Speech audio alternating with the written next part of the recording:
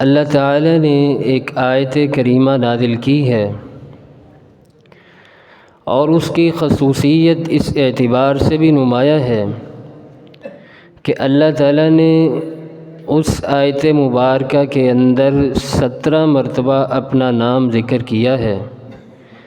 یہ وہی آیت مبارکہ ہے جسے قرآن کریم کی تشریح میں جب احادیث میں جائیں تو اسے آیت الکرسی کا نام دیا جاتا ہے۔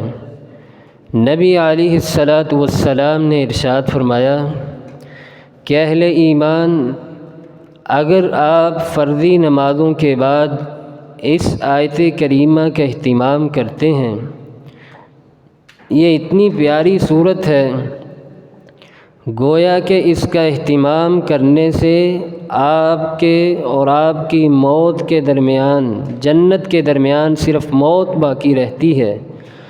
رسول اللہ صلی اللہ علیہ وسلم کی دوسری حدیث کے مطابق آپ نے فرمایا جو انسان بستر پر لیٹتے وقت اس آیت مبارکہ کا اہتمام کر لیتا ہے، گویا کہ اللہ رب العزت اپنے اس بندے کو پوری رات شیطان سے پناہ دے دیتے ہیں، شیطان کی حفاظت سے اللہ رب العزت نکال کر اپنی حفاظت میں اسے لے جاتے ہیں۔ اور یہی تیسرا پارہ ہے جس میں اللہ تعالی نے ایک اور بات کہی ہے کہ اسلام لانے کے لیے کسی کو بھی جبر نہیں کیا جائے گا، مشقت کے اندر کسی کو بھی مبتلا نہیں کیا جائے گا۔ لا اکراہ فی الدین وقد تبین الرشد من الغی۔ اللہ تعالیٰ کہتے ہیں ہر پیدا ہونے والا اس کے لیے ہدایت کا راستہ اور گمراہی کا راستہ دونوں واضح کر دیے گئے ہیں، اور اسلام لانے کے لیے کسی کو قطعاً مجبور نہیں کیا جائے گا۔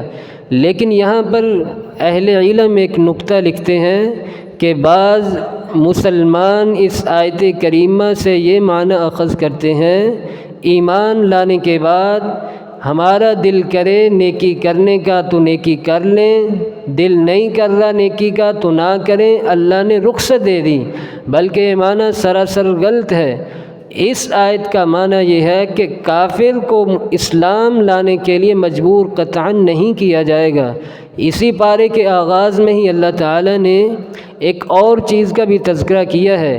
سیدنا ابراہیم علیہ الصلاۃ والسلام نے جب اللہ تعالی سے مطالبہ کیا کہ آپ مجھے دکھلائیے کہ آپ مردوں کو کیسے زندہ کریں گے، تو اسی پارے کے اندر اللہ تعالی نے 5 واقعات ذکر کیے ہیں کہ مردوں کو میں کیسے زندہ کروں گا۔ ان میں سے پہلا واقعہ، ایک آدمی اپنی سواری کے ساتھ ایک ویران راستے کی طرف نکلتا ہے، کیا دیکھتا ہے؟ لاشیں پڑی ہوئی ہیں، ہڈیاں پڑی ہوئی ہیں، ان ہڈیوں کو اٹھا کر کہتا ہے کہ اللہ ان ہڈیوں سے کیسے دوبارہ زندہ کرے گا۔ فوراً ہی اللہ تعالیٰ کا کرنا ایسا ہوا، اس آدمی کو، اس کی سواری کو اٹھا لیا گیا، اپنے پاس بلا لیا گیا۔ قرآن کریم کی آیات اور احادیث کے مطابق اس آدمی کو 100 سال بعد دوبارہ زندہ کیا جاتا ہے، اس کی سواری کو بھی، اور بتلایا جاتا ہے کہ اس طرح میں دوبارہ زندہ کرنے پر قادر ہوں۔ سیدنا ابراہیم علیہ الصلاۃ والسلام نے بھی اللہ سے یہی مطالبہ کیا، وَإِذْ قَالَ إِبْرَاهِيمُ رَبِّ أَرِنِي كَيْفَ تُحْيِي الْمَوْتَىٰ۔ اللہ مجھے دکھلائیے، آپ اگر کوئی مردہ مر جاتا ہے، آپ کی طرف لوٹ آتا ہے، اس کو دوبارہ کیسے زندہ کریں گے؟ اللہ تعالیٰ کہتے ہیں کیا تمہیں میری بات پر یقین نہیں ہے؟ آپ نے فرمایا وَلَٰكِن لِيَطْمَئِنَّ قَلْبِي، اللہ یقین تو ہے لیکن اطمینان قلبی کے لیے میں دیکھنا چاہتا ہوں۔ پھر اللہ تعالیٰ نے کہا 5 پرندے پکڑو اور انہیں اپنے ساتھ مانوس کرو اچھے طریقے سے، پھر انہیں ذبح کرو، ایک ایک حصہ ہر پہاڑ پر پھینک دو، پھر انہیں اپنی طرف بلانا، دیکھنا وہ پرندے زندہ ہو کر تمہاری طرف لوٹ آئیں گے۔ یہی وہ پارہ ہے جس کے اندر اللہ تعالیٰ نے اہل ایمان کو صدقہ کرنے کی بھی ترغیب دی ہے۔ کوئی بھی معاشرہ، کوئی بھی محلہ، کوئی بھی ملک اس وقت تک مستحکم نہیں ہو سکتا جب تک اس کے امراء، فقراء فقراء کی طرف توجہ نہیں دیں گے، مال غریبوں کی طرف لے کر نہیں جائیں گے، ان کی مدد نہیں کریں گے۔ اللہ تعالیٰ کہتے ہیں یا ایھا الذین آمنوا انفقوا مما رزقناکم، اہل ایمان جو تمہیں ہم نے رزق دیا ہے اس میں سے خرچ کرو، من قبل ان یأتی یوم لا بیع فیہ ولا خلۃ ولا شفاعہ، اہل ایمان تنبیہ ہے اس آیت مبارکہ کے اندر، اس دن کے آنے سے پہلے پہلے جو بھی مال ہے اللہ کی بارگاہ میں خرچ کیجئے، ان قریب ایک وقت آنے والا ہے، اس دن نہ ہی سفارش چلے گی، نہ ہی کوئی دوست ہوگا، نہ ہی کوئی مالی طور پر کسی کی مدد کر کے جان چھڑائی جا سکے گی۔ یہی وہ آیت مبارکہ ہے کہ اس سے آگے اللہ تعالیٰ کہتے ہیں اگر تم صدقہ کرو گے کیا ملے گا؟ اللہ تعالیٰ کہتے ہیں مثل الذین ينفقون اموالهم فی سبیل اللہ کمثل حبۃ انبتت سبع سنابل فی کل سنبلۃ مئۃ حبہ، یہی وہ سپارہ ہے جس میں صدقہ کرنے کے بعد صدقہ کرنے کے کچھ آداب بھی بتلائے ہیں۔ اللہ تعالیٰ کہتے ہیں پہلا ادب تو یہ ہے جب بھی یہ نیکی کا کام کرنا ہو، صدقہ کرنے کی باری آئے، اللہ توفیق دے، سب سے پہلی چیز ہے اخلاص، حسن نیت کے ساتھ کام کرنا ہے۔ دوسرا ادب یہ بتلایا جب بھی کسی غریب آدمی کو آپ نے صدقہ دینا ہے، مدد کرنی ہے تو کبھی بھی اس پر احسان نہیں جتلانا۔ یا ایھا الذین آمنوا لا تبطلوا صدقاتکم بالمن والاذی، اپنے مالوں کو ضائع نہیں کرنا احسان جتلا کر، لوگوں کو باتیں سنا کر نہیں۔ تیسرا ادب صدقہ کرنے کے حوالے سے اللہ تعالیٰ نے ارشاد فرمایا کہ اہل ایمان جب بھی اللہ کی بارگاہ میں خرچ کرنے کی باری آئے تو اچھا مال اللہ کی بارگاہ میں نکالنا، خوبصورت مال، تاکہ اللہ کو وہ مال پسند آئے اور آپ کی نجات کا ذریعہ بن جائے۔ چوتھا ادب اللہ تعالیٰ نے اسی پارے کے اندر صدقہ کرنے کے حوالے سے فرمایا کہ ہمیشہ ان لوگوں کو ہی نہیں دیتے رہنا جو آپ کے گھر پر آتے ہیں مانگنے کے لیے، سوال کرتے ہیں، نہیں بلکہ ان لوگوں کو بھی اپنا مال دینا ہے جو شرم کے مارے آپ سے سوال نہیں کرتے، لا یسألون الناس الحافا، سوال کرنے سے ڈرتے ہیں، اور ان کی طرف بھی آپ کو چاہیے اپنے مالوں کو لے کر جانا چاہیے۔ اللہ کے نبی صلی اللہ علیہ وسلم کی اس حدیث مبارکہ کو ان آیات کے ساتھ ملا لیجئے۔ آپ علیہ الصلاۃ والسلام نے ارشاد فرمایا جب بھی صبح ہوتی ہے اللہ تعالیٰ دو فرشتوں کی ذمہ داری لگاتے ہیں، ایک فرشتہ خرچ کرنے والوں کے حق میں دعا کرتا ہے یا اللہ جو بھی دیا خواہ وہ 1 روپیہ 1000 روپیہ، یا اللہ جو بھی دیا ہے ہم فرشتے تیری بارگاہ میں اس بندے کے حق میں دعائیں کرتے ہیں، یا اللہ اس کے مال میں اور اضافہ کر دے اور برکتوں کا نزول فرما۔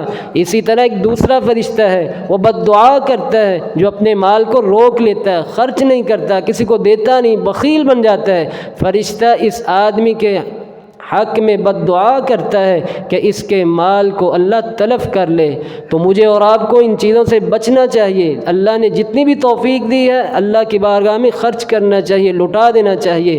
یہی وہ پارہ ہے جس میں اللہ تعالیٰ نے قرض کی فضیلت اور سود کی حرمت کو بھی بیان کیا۔ یا ایھا الذین آمنوا اتقوا اللہ وذروا ما بقی من الربا ان کنتم مؤمنین، صدقہ کرنے کا ایک ادب تو یہ بھی ہے کہ آپ ان لوگوں کو اپنا مال بطور قرض دیجئے جو غریب ہیں، مسکین ہیں، مجبور ہیں، لیکن مال قرض دیتے وقت یہ شرط نہیں لگانی کہ جب واپس کرو گے اتنے ساتھ زائد دینے ہیں۔ اللہ تعالیٰ کہتے ہیں اگر تم زائد کا مطالبہ کرو گے تو یہ سود ہے، اور سود اعلان جنگ ہے۔ مجھے اور آپ کو چاہیے جہاں پر بھی ہم کاروبار کرتے ہیں، بزنس کرتے ہیں، تجارت کرتے ہیں، ساری چیزیں دیکھنی چاہیے۔ اگر قطعاً کسی بھی صورت میں سود کا شائبہ کسی بھی چیز میں موجود ہے تو مجھے اور آپ کو اس رزق کو کمانے سے بچنا چاہیے، خود بھی حلال کھائیں، اپنی آل اولاد کو بھی حلال کی طرف لے کر آئیں۔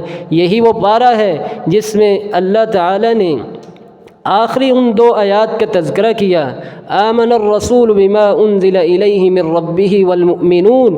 اللہ کے پیارے پیغمبر علیہ الصلاۃ والسلام ارشاد فرماتے ہیں جو شخص ان آیات کا اہتمام کرتا ہے، ان آیات کو پڑھتا ہے، اللہ کے نبی علیہ الصلاۃ والسلام اپنی زبان نبوت سے ارشاد فرماتے ہیں کہ یہ 2 آیات اس آدمی کے لیے کافی ہو جاتی ہیں، کافی و شافی ہو جاتی ہیں۔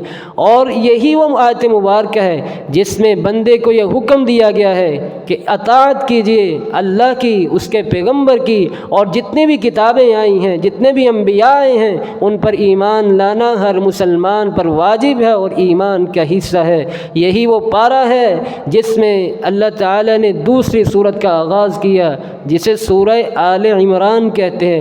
آل کا معنی بیوی بچے، عمران سیدہ مریم علیہ السلام کے والد گرامی کا نام عمران۔ یہی وہ سورت ہے جس کے ائمہ نے دو حصے بنائے ہیں۔ پہلا حصہ آپ کا اہل کتاب کے ساتھ مناظرہ ہوتا ہے، بحث ہوتی ہے، آپ کا ان کے ساتھ ڈیبیٹ ہوتا ہے، تو اللہ نے کچھ اصول بتلائے ہیں، کچھ طریقے بتلائے ہیں کہ آپ نے کیسے ان کے ساتھ مناظرہ کرنا ہے۔ اور دوسرا حصہ، اگر آپ اہل کتاب اور یہود و نصارہ کے ساتھ جنگ کرتے ہیں اور اس جنگ کے مقابلے میں آپ جیت جاتے ہیں، جیتنے کے بعد اللہ تعالیٰ نے اس پارے کے اندر عملی احکامات بتائے ہیں کہ جیتنے کے بعد آپ نے معاشرے کے اندر کیا کرنا ہے۔ یہی وہ صورت مبارکہ ہے کہ سورۃ البقرہ میں یہود کی بداعمالیوں کا تذکرہ کیا گیا، اور سورہ آل عمران میں عیسائیوں کا تذکرہ کیا گیا کہ انہیں بھی نبوت کے منصب سے سرفراز کیا گیا، اعلیٰ رتبے دیے گئے، نعمتیں دی گئیں، سب کچھ دیا گیا، لیکن انہوں نے بھی بد اعمالیاں کی، بد کرداریاں کی۔ اللہ نے ان سے بھی یہ جو منصب تھا امامت کا، نبوت کا، ان سے چھین کر امت محمدیہ صلی اللہ علیہ وسلم کو عطا کر دیا ہے۔ یہی وہ صورت مبارکہ ہے۔ اللہ تعالیٰ اس بارے میں پہلا حکم یہ دے رہے ہیں کہ اہل ایمان کبھی بھی متشابہ چیزوں کی طرف نہیں جانا۔ متشابہ کسے کہتے ہیں؟ معاشرے کے اندر رہتے ہوئے کوئی بھی انسان، کوئی بھی فرد، کوئی بھی علم سیکھنے کے لیے نکلتا ہے اور اس علم کے لیے جس بھی کتاب کا انتخاب کرتا ہے، یہ اسلوب ہے۔ بسا اوقات انسان کو اس کتاب کے اندر جو بات لکھی ہوتی ہے جلدی سمجھ آ جاتی ہے، بسا اوقات وہ بات جلدی نہیں سمجھ آتی۔ اللہ تعالیٰ کہتے ہیں یہ قرآن کا اسلوب ایسا ہے، اگر انسان کو جلدی سمجھ آ جائے تو محکم ہے، اگر جلدی نہ سمجھ آئے تو متشابہ ہے۔ تو حکم یہ مل رہا ہے کہ اہل ایمان متشابہ چیزوں کی طرف نہیں جانا، عقل کو نہیں دوڑانا، بلکہ جو میں نے کہہ دیا اس پر من وعن تسلیم کرنا ہے اور ایمان لے آنا ہے۔ یہی وہ صورت مبارکہ ہے۔ اللہ تعالیٰ ایک اور اہل ایمان کو مخاطب ہو کر حکم دے رہے ہیں کہ اہل ایمان، میں نے تو عیسائیوں کو بھی اسلام کی طرف دعوت دی، ان الدین عند اللہ الاسلام وما اختلف الذین اوتوا الکتاب الا من بعد ما جاءتهم البینات۔ اہل ایمان، میں نے عیسائیوں کو ہر اس چیز کی طرف دعوت دی جو ان کے بھلائی کے لیے تھی، کامیابی کے لیے تھی، اور آپ کو بھی اسی بات کی طرف لانا چاہ رہا ہوں، حکم دے رہا ہوں کہ قرآن کی طرف آ جائیے، پیغمبر کی تعلیمات کی طرف آ جائیے۔ یہی وہ صورت مبارکہ ہے جس میں یہود نے، عیسائیوں نے اس بات کا اظہار کیا کہ ہم اللہ کے بڑے قریب ہیں، اللہ کے ساتھ ہماری محبت بڑی ہے۔ اللہ تعالیٰ نے فوراً جواب دے دیا، قل ان کنتم تحبون اللہ فاتبعونی یحببکم اللہ ویغفر لکم ذنوبکم۔ اے پیارے پیغمبر علیہ السلام، ان عیسائیوں سے کہہ دیجئے اگر آپ محبت کا دعویٰ کرتے ہیں تو سب سے پہلے محبت اللہ کے ساتھ اور مجھ پیغمبر کے ساتھ محبت کا اظہار کیجئے۔ ان دونوں شخصیات کے ساتھ اگر محبت کریں گے، یغفر لکم ذنوبکم، اسی محبت کی بنا پر اللہ تعالیٰ تمہارے سارے گناہوں کو معاف فرما دے گا۔ واللہ غفور الرحیم، اللہ تعالیٰ معاف کرنے پر قادر ہے، رحم کرنے والا ہے۔ یہی وہ صورت مبارکہ ہے جس میں عیسائیوں کے کچھ عقائد بیان کیے گئے ہیں۔ پہلا عقیدہ تو یہ سن لیا محبت والا، دوسرا عقیدہ ان کا یہ تھا کہ مریم علیہ السلام اور سیدنا عیسیٰ علیہ السلام اور اللہ، یہ تینوں مل کر اس کائنات کو چلا رہے ہیں، جبکہ یہ باطل عقیدہ ہے۔ اللہ نے خود ہی قرآن میں کہا، لم یلد ولم یولد، نہ ہی میرے ساتھ کوئی ہے، نہ ہی میں نے کسی کو جنا، نہ ہی مجھ سے کسی کو جنا گیا۔ عیسائیوں کے اس عقیدے کی بنیاد پر انہیں گمراہی نصیب ہوئی اور ہدایت کے راستے سے یہ ہٹ جاتے ہیں۔ یہی وہ کلام ہے، یہی وہ صورت ہے جس میں اللہ تعالیٰ نے یہود کو مناظرے کی دعوت دی، اور عیسائیوں کو اس بات کی طرف بھی لے کر آئے، دعویٰ کیا کہ اے یہود، اے عیسائیوں، آؤ اس بات کی طرف، قل یا اہل الکتاب تعالوا الی کلمۃ سواء بیننا وبینکم، زیادہ لمبی بات نہیں، جھگڑے نہیں، صرف اس بات کی طرف آ جاؤ جو ہمارے اور تمہارے درمیان مشترک ہے۔ کیا مشترک؟ اللہ نعبد الا اللہ، کہ ہم زندگی کے آخری دم تک اللہ کی عبادت کے علاوہ کسی کو عبادت نہیں کریں گے، ولا نشرک به شیئا ولا يتخذ بعضنا بعضا اربابا من دون اللہ، نہ ہی اللہ کے ساتھ کسی کو شریک ٹھہرائیں گے، نہ ہی اللہ کے علاوہ کسی کو رب بنائیں گے۔ اور اس بات کو انہوں نے تسلیم نہیں کیا۔ پھر اللہ نے مباہلے کا چیلنج کیا۔ مباہلہ کسے کہتے ہیں؟ کوئی پوچھ لیتا ہے آپ سے مباہلہ کیا ہے؟ مباہلہ کا معنی یہ ہوتا ہے جب دو فریق کسی بات پر جھگڑ جائیں، معاملہ طے نہ ہو، نہ اس فریق کی بات پکی ہو نہ اس فریق کی بات پکی ہو، معاملہ درمیان میں ہی ہے۔ مباہلہ پھر یہ ہوتا ہے کہ دونوں گروہ کسی کھلے میدان میں نکلتے ہیں، پھر یہ دونوں گروہ اللہ کی بارگاہ میں دعا کرتے ہیں، بد دعا ایک دوسرے کے حق میں، کہ اگر یہ گروہ ٹھیک ہے تو اسی گروہ کی موجودگی میں ہمیں ذلیل و رسوا کر دے، اگر یہ گروہ ٹھیک ہے تو دنیا میں انہیں ذلیل و رسوا کر دے اور عزت کی موت نصیب نہ فرمائے۔